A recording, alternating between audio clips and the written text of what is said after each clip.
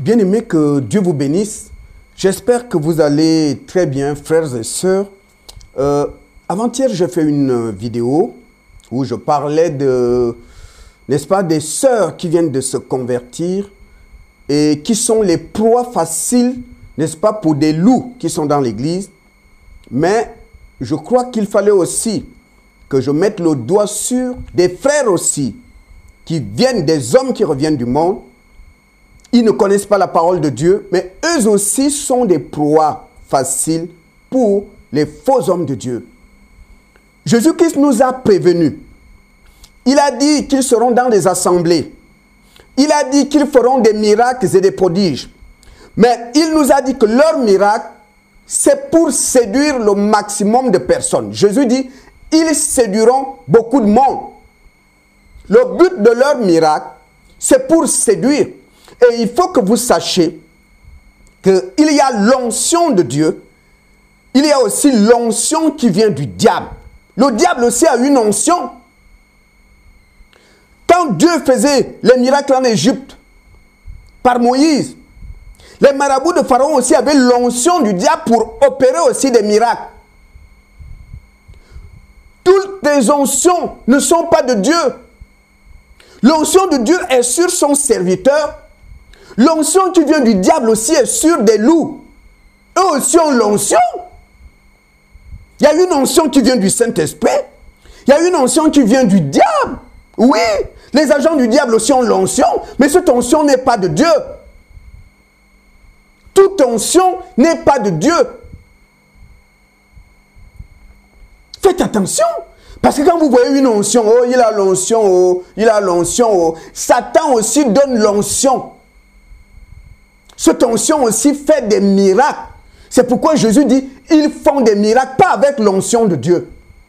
Jésus dit, les faux hommes de Dieu font des miracles, mais avec l'onction que Satan leur donne. Satan aussi donne l'onction. L'apôtre Paul a dit dans Actes chapitre 20, au verset 29. Je sais qu'il s'introduira parmi vous, après mon départ, des loups cruels qui n'épargneront pas le troupeau. Les loups vont entrer où? Dans l'assemblée. Pas dehors. Et l'apôtre Paul dit, ils n'épargneront pas le troupeau. Mais pourquoi? Parce que dans le troupeau, regardez un troupeau. Vous avez des bêtes matures, vous avez aussi des bébés. Quand un loup entre dans la bergerie, les premières victimes, c'est des bébés. Parce que les bébés sont sans défense. Sans défense, un bébé. Le loup va manger en premier les bébés. Ce qui fait que des sœurs qui viennent du monde et qui donnent leur cœur à Jésus, et des frères, des hommes qui étaient chargés, fatigués dans le monde, qui viennent à Jésus, sont des cibles faciles pour des loups. Parce que ces personnes ne connaissent pas la parole de Dieu. Tu vas lui dire, la Bible dit ça. La personne ne connaît pas la Bible. Et tout ce que le loup va lui dire, la personne va croire que c'est vrai. Combien de sœurs en Christ? Tu veux avoir un enfant? Ta grand-mère a bloqué ton ventre. Il te faut une onction pour briser ça. Mais ça, ce n'est pas par l'imposition des mains. Si on couche, je vais te transmettre l'onction sexuellement. Je vois des démons dans ton corps.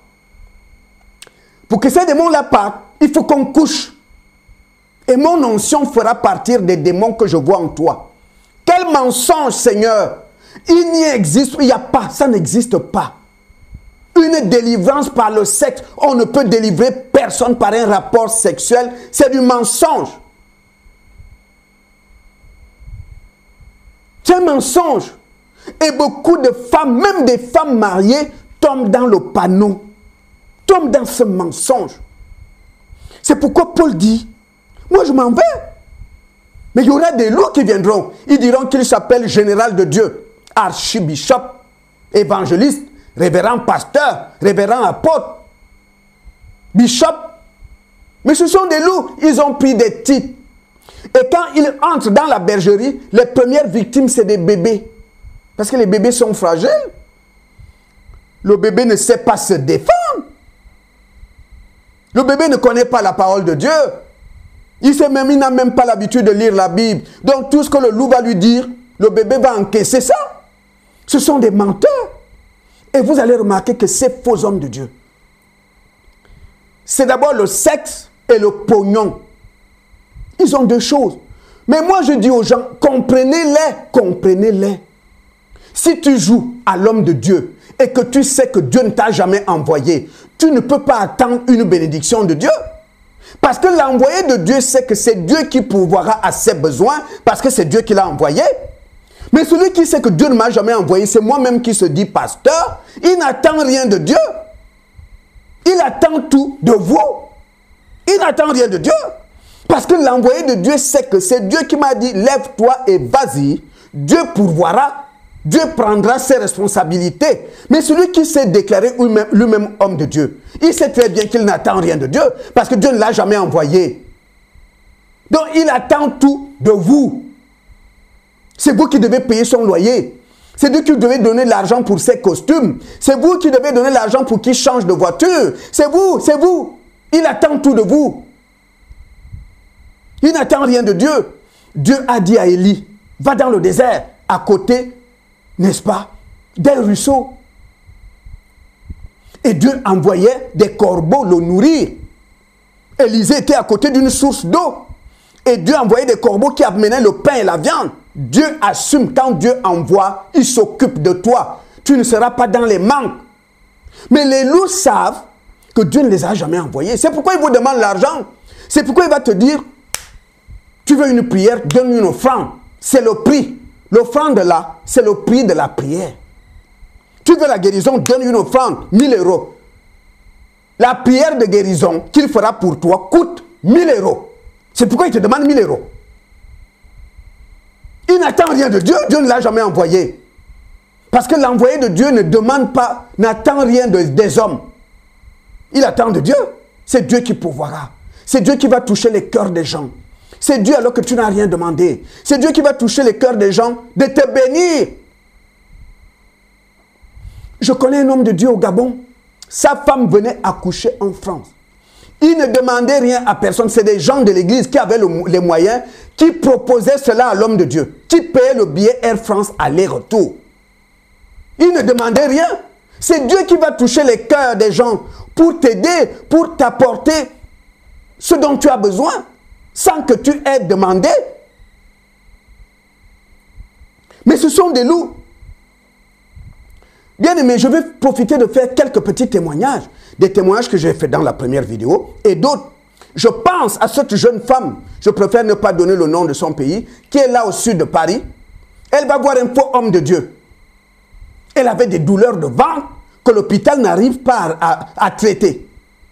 L'homme de Dieu lui dit, ok, il faut que je prie pour toi, mais avant de prier pour toi, je crache dans le verre et tu dois boire cette eau. Avec ces crachats, parce que selon lui, ces crachats ont l'onction. Cette femme, une mère de famille, me dit, frère, j'ai bu. Je dis, mais toi aussi. Mais frère, moi je ne connais rien. Je suis une ancienne catholique, je ne connais pas la Bible. Tu sais, quand on souffre, on est prêt à tout. Vous vous rendez compte? Ils font des conneries. Ils ont recours à des marabouts. Et ce que les marabouts leur demandent de faire, ils viennent le chercher auprès de vous. Vous ne savez pas ce qu'on lui a dit. À partir du moment où tu as avalé ces crachats, tu as besoin d'une délivrance. Parce qu'ils ne font pas des choses comme ça. C'est selon ce que le marabout lui a dit d'aller faire. Pour avoir l'onction. L'onction qui vient du diable. Oh Seigneur. Oh mon Dieu. Seigneur mon Dieu. Oh, que toute la gloire te revienne. Je vous ai parlé de ce Nigérian. Je vais répéter les témoignages de l'ancienne vidéo. Le but, c'est pour que les nouvelles convertis et des hommes qui viennent dans le Seigneur entendent ces choses pour ne pas tomber dans les mêmes pièges. Une femme possédée de démons, ça c'est selon le faux homme de Dieu. Parce qu'il voit des démons partout. Et pour t'avoir, il va dire, oh là là, il va dramatiser. Si ton problème est comme ça, il va le faire comme ça. pour que tu aies peur, pour que tu dises, franchement, je t'en prie, je voudrais sortir de ce problème. Comme ça, il va te rouler comme il veut. Comme ça, il va te dire, déshabille-toi, je couche, pour te transmettre mon onction. Ils vont te dire, tu as des démons sur toi. Il faut une délivrance. Comme je vous l'ai dit avant-hier, une femme qui voulait faire un enfant parce qu'elle est mariée depuis 3 ans. Le mari veut un enfant, c'est un jeune couple. Elle va voir l'homme de Dieu. L'homme de Dieu lui dit, il faut un jeûne de 7 jours. Ton mari, tu ne dois pas coucher avec lui. Tu ne manges pas. Tu manges que le soir. Et tu viens ici le soir, on prie ensemble jusqu'au 7e jour. Quand le 7e jour arrive, monsieur lui dit, voici ce que le Saint-Esprit m'a dit. Madame, si tu n'acceptes pas ça, tu n'auras pas d'enfant. En fait, il faut que je te transmette mon onction. Pas par l'imposition des mains, il faudrait que sexuellement on soit collé. La femme dit quoi? Je suis mariée, monsieur. Madame, on ne raisonne pas avec le Saint-Esprit. On a fait le jeûne de 7 jours. Là, on est au dernier jour. Moi, je suis conduit par l'Esprit. Il ne s'agit pas d'un rapport sexuel comme tu crois. Mais il faut seulement que je rentre en toi. Comme ça, l'onction qui est en moi, je veux te la transmettre par sexuellement parlant. La femme dit, mon Dieu, mais moi j'ai promis la fidélité à mon mari. Madame, tu veux un enfant, oui ou non? Et la pauvre s'est déshabillée. Le loup est monté sur elle, monsieur a terminé son rapport. La dame me dit, frère, je n'avais qu'une seule idée en tête, qu'il termine au bout de 2 à 3 minutes. Je voulais qu'il quitte sur moi. Il dit, frère, depuis là, je ne me sens pas bien. Et quand il a terminé, il a prié pour moi. Il m'a dit, d'ici 5 mois, tu tomberas enceinte. Frère, ça fait aujourd'hui 8 ans. Je ne suis pas tombé enceinte. Le problème, c'est que parfois, j'ai envie de me lever pour aller faire du boucan un dimanche dans son assemblée. Mais moi, je ne veux pas que mon mari soit aussi au courant que j'avais couché avec quelqu'un, parce que mon mari est un gros jaloux. S'il apprend ça, ça peut aller jusqu'au divorce. C'est là que je suis bloqué, bien aimé. Je ne sais pas comment faire. Ça m'énerve que cet homme a profité de mes jambes sur la base d'un mensonge. Et quand je l'appelle aujourd'hui, monsieur a bloqué mon numéro. Il ne répond plus parce qu'il sait qu'il m'a menti. Mais moi, ça ronge. Il me dit, frère, ça me ronge. J'ai envie de réagir. J'ai envie de porter plainte. Mais si mon mari apprend ça, j'aime mon mari. On est vraiment un jeune couple. Mon mari ne sait pas que quelqu'un a couché avec moi alors que je lui avais promis la fidélité. Ça, c'est le travail des loups. C'est pourquoi Jésus a dit, vous les reconnaîtrez par leurs fruits. Ils vivent dans la débauche. Ils couchent les jeunes filles sur la base du mensonge. Tu as des démons sur toi. Si tu veux la délivrance, on couche. Parce que ce genre de démon ne peut partir que si on couche. Mon onction va les chasser si on couche. C'est du mensonge. C'est du mensonge. Oh Seigneur, je vous ai parlé de ma nièce. Là, je m'adresse à des personnes qui viennent de se convertir. Comme je vous l'ai dit, lorsque les femmes viennent, m'appellent pour que je puisse parler de ce qu'elles ont vécu, elles me disent, donne le nom, parce que dans mon portable, j'ai les preuves. Si le salaud porte plainte, je viendrai au tribunal. J'ai les preuves. Mais c'est moi qui ne donne pas les noms. Pourquoi? Parce qu'un jour, Jésus était avec les disciples, ils étaient en train de manger. Et Jésus a dit, l'un de vous va me livrer. Mais Jésus ne dit pas, les gars, Judas, qui est avec nous ici, va me livrer. Jésus ne donne pas le nom. Il dit, l'un de vous va me livrer. C'est pourquoi je me suis dit, je ne donnerai pas les noms des gens. Je préfère parler comme Jésus. L'un de vous va me livrer, même s'il sait très bien qui va le livrer.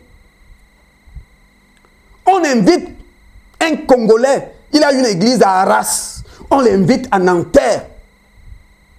Et une fille qui prie là-bas appelle une chrétienne que je connais très bien. Oh, bien-aimé, on a un séminaire. L'église a invité un orateur, un homme plein d'onction. Parce que c'est ça la publicité. Et puis, la jeune femme là est partie là-bas. Et pendant que ce monsieur prêchait, à la fin de la prédication, il va dire, ok, si vous avez un projet, vous avez des problèmes, levez-vous, venez ici, je vais prier pour vous. Elle s'est levée parce qu'elle est fonctionnaire à la poste et elle devait passer un concours à l'interne. Elle s'est levée, elle me dit, frère, je n'étais pas malade, je gagne bien ma vie, je n'ai aucun problème. Mais quand mon tour arrive, au moment où il devait prier pour moi, il me dit, hé, oh là là, il y a des méchants dans ta famille, pourquoi on te fait ça? Oh là là là là, non, ton cas, je vais traiter ça après. Donne-moi ton numéro de portable. Devant tout le monde, elle a donné le numéro. Et ce faux homme de Dieu a continué à prier pour le reste. Et à la fin du culte, il va dire à la jeune femme, on va prier cet après-midi. Et le pasteur qui l'avait invité lui dit, bon, on va aller au restaurant. La sœur est rentrée chez elle. Elle attendait le coup de fil du monsieur. C'est à 23h40 que le téléphone sonne. Allô? Oui, je suis le pasteur. Tu m'as donné ton numéro la journée. Ah, pasteur, ça va? Oui, ça va. Bon, je suis désolé. Parce que là, je viens de recevoir un coup de fil de Bruxelles. Il m'attend là-bas tôt demain. Donc, je dois prendre le train de 7h à la gare du Nord. Je voulais prier pour toi demain. Et comme ce n'est plus possible, la seule solution, prends le train, le métro, viens me voir, je suis à la place d'Italie. Tu verras, l'hôtel est là. Il a donné le nom de la rue. Je suis à la porte, à la chambre 117. La sœur lui dit, mais pasteur, c'est une sœur qui est en Christ depuis plus de 10 ans. Elle est déjà rodée, elle connaît la parole. On ne peut pas la voir comme ça. Heureusement pour elle, parce que les brebis faciles à manger, c'est les personnes qui viennent de se convertir. Mais pasteur, moi je ne suis pas accompagné. Toi, il n'y a pas quelqu'un là-bas. Un homme et une femme seuls dans une chambre d'hôtel. Ah non, tu veux raisonner? C'est comment? C'est pour ton bien. Il y a quelque chose de grave sur toi. Je suis un homme de Dieu, je ne peux pas partir, je laisse ça. Il faut que je détruise ça. C'est pour ton avenir. Parce que ça va te détruire demain. Ce qui est sur toi, c'est grave. C'est le Saint-Esprit qui me parle. La sœur dit, oui, mais bien aimé, pasteur, je ne dis pas que le Saint-Esprit ne te parle pas. Là où je suis, pour venir là-bas à la place d'Italie, ça va me prendre entre 25 minutes, 30 minutes. Après, j'arrive chez toi. Le temps qu'on va prier, mais les métros vont s'arrêter. Je fais comment pour rentrer chez moi? Je fais comment?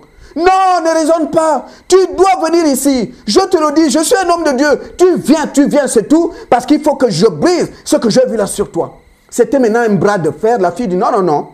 Désolé, homme de Dieu, moi je ne suis pas accompagné. Je suis une jeune femme. Venir trouver un homme seul dans une chambre d'hôtel à des heures comme ça, moi, c'était le bras de fer. Et ce monsieur lui a raccroché au nez. Il était fâché. La sœur a résisté parce qu'elle connaît la parole. Elle a entendu plein de témoignages. Elle n'était plus une proie facile qui va se jeter à la gueule du loup. Heureusement pour elle, elle aurait été une personne qui vient de se convertir. Elle allait prendre le métro. Parce que que font les loups? Le loup va te dire, oh, ce que je vois sur toi là, c'est grave. Pour que tu aies peur et pour que tu cherches coûte que coûte la délivrance. Alors que tu n'as aucun problème, il veut juste coucher avec toi. Il va te dire, je vois un démon, un esprit de sirène sur toi, il faut passer par le sexe. Il n'y a aucun esprit sur toi, il n'y a rien. Il n'y a pas un esprit sur toi, c'est du mensonge. Il veut juste coucher avec toi. Il n'y a rien, ce sont des menteurs. Ce sont des menteurs. Quand il a envie de coucher avec une femme, il va dire, oh là là, il faut que tu passes par la délivrance. Il va inventer un truc, il va l'inventer. Alors qu'il ne voit rien, ce sont des menteurs. C'est juste pour coucher avec toi. Oh Seigneur, quand un homme de Dieu commence déjà à te fréquenter, toi, ma soeur, tu viens de te convertir, il vient chez toi, il te dit, il ne faut pas en parler. Ne dis rien à personne. C'est déjà un mauvais signe. Quand un homme de Dieu te dit quelque chose, tu veux l'enfant, tu veux la délivrance, il faut que ça passe par le sexe. N'accepte pas. Va se renseigner auprès des personnes qui sont en Christ depuis longtemps. Va te renseigner. Parce que l'homme de Dieu sait que tu es une brebis. Tu es encore fragile, tu ne connais pas la Bible. La fille qui a résisté là, celle qu'on a donné rendez-vous à l'hôtel à la place d'Italie, Elle est en Christ depuis 10 ans. C'est pourquoi elle a résisté. Si ça avait été une nouvelle personne qui vient de venir donner son cœur à Jésus, elle allait partir. Parce que les faux hommes de Dieu, qu'est-ce qu'ils font? Il va te faire peur. Il va te faire croire que vraiment, si ton problème là n'est pas réglé, tu auras des galères, tu auras une vie d'échec. Il va dramatiser pour que tu aies peur et que tu cours derrière lui, pour que tu cherches la délivrance. Et quand il va réussir à te faire peur, tu es prêt à donner, à faire tout ce qu'il te dira. Mais tu es dans les bras du lot. Oh frère, je pense à cette femme. Elle est allée voir un homme de Dieu. Ici là à Paris, et l'homme de Dieu lui dit, 2000 €, on va bâtir l'hôtel. Elle dit, homme de Dieu, je suis au chômage. Là, je n'ai que quelques allocations familiales pour mes 2 enfants. Où est-ce que je vais trouver 2000 €? Madame, c'est ça ou rien. Tu as mon numéro de téléphone. Quand tu auras 2000 €, tu me fais appel. Ils n'ont pas l'amour de Dieu.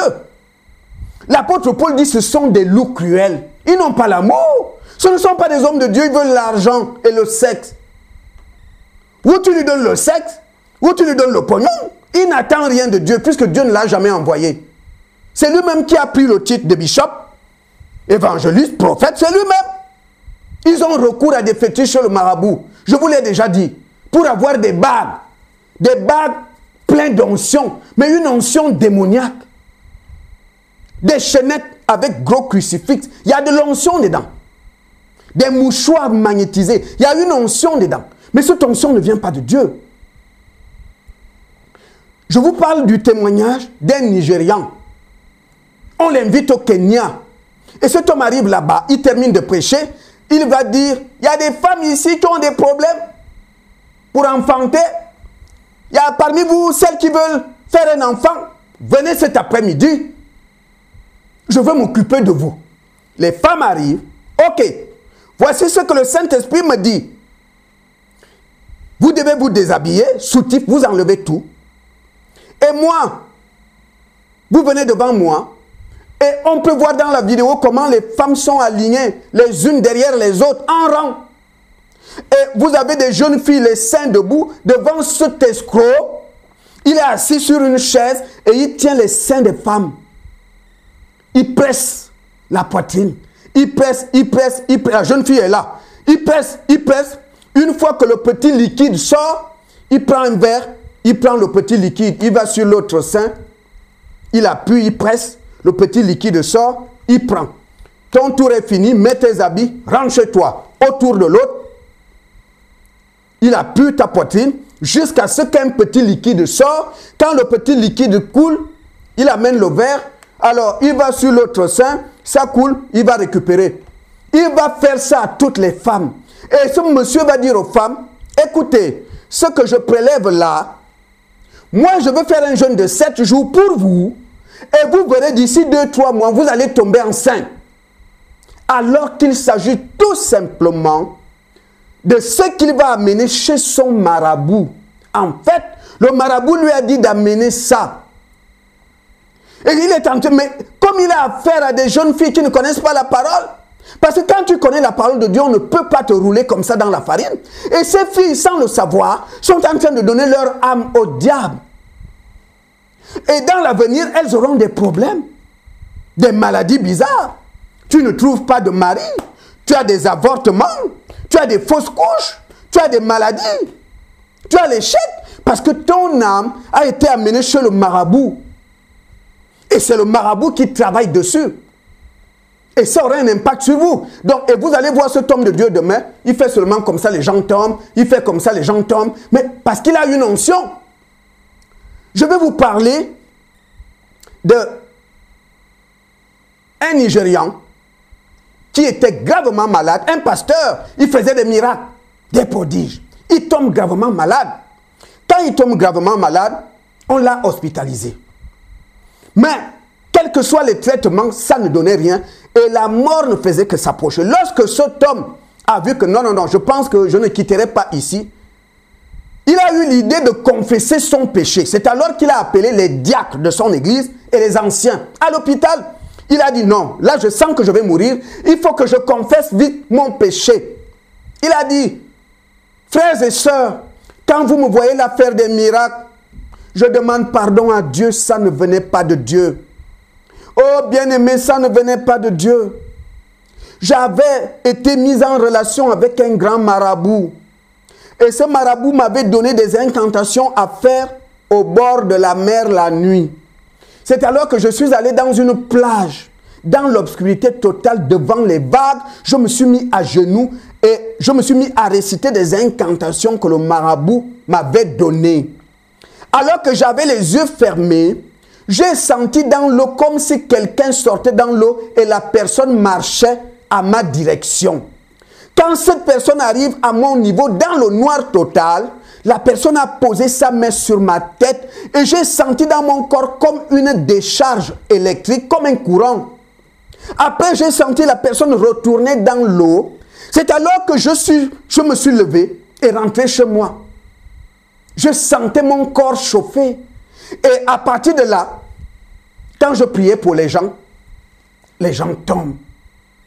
Frère, sachez que ces miracles ne venaient pas de Dieu. Et je devais voir ce marabout tout le temps. Parce que dans mes rêves et visions la nuit, je voyais une sirène qui venait me parler. Et la sirène me disait, je t'ai donné mon pouvoir, mais ce que je te demande, c'est de coucher tous les mois avec 5 femmes de ton assemblée. 5, qu'ils soient de la chorale, dans l'assemblée, mariés ou pas mariés, pourvu que tu aies 5 rapports sexuels avec des femmes différentes de ton assemblée.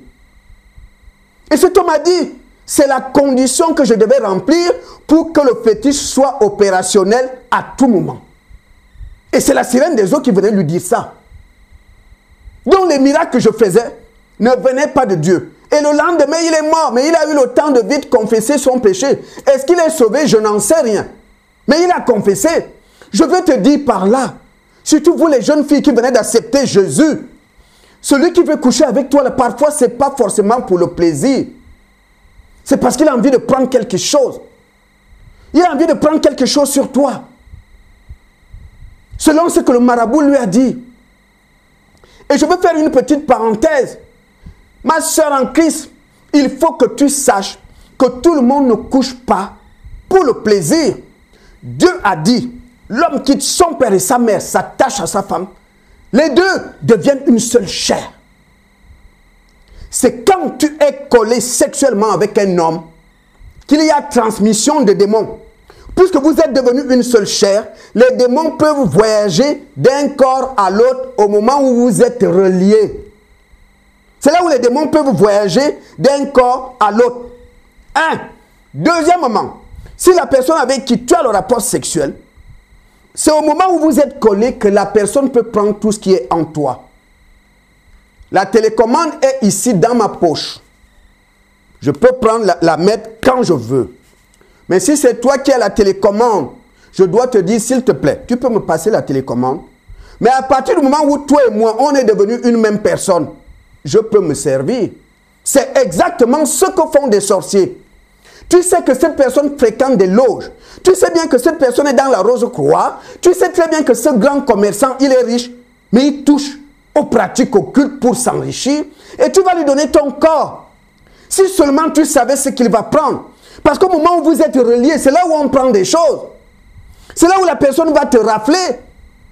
Jeune homme, tu vois cette femme parce qu'elle a les moyens, la voiture, jolie maison, elle est riche. Parfois, c'est une veuve.